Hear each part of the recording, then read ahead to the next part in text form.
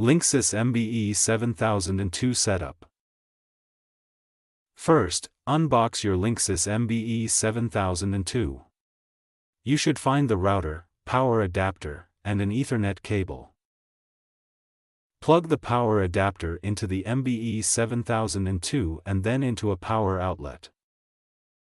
Connect one end of the Ethernet cable to your computer and the other end to one of the LAN ports on the MBE7002. Make sure the MBE7002 is powered on. Wait for it to fully boot up.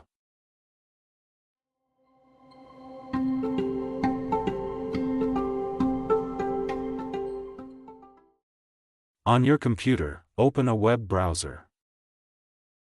In the address bar, type 192.168.1.1 and press Enter. Log in using the default credentials.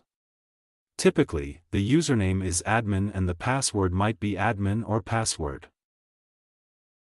For security, change the default password to something more secure.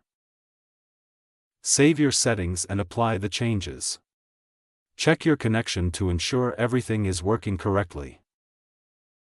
That's it. Your Linksys MBE7002 is now set up. Test your connection to make sure you're online.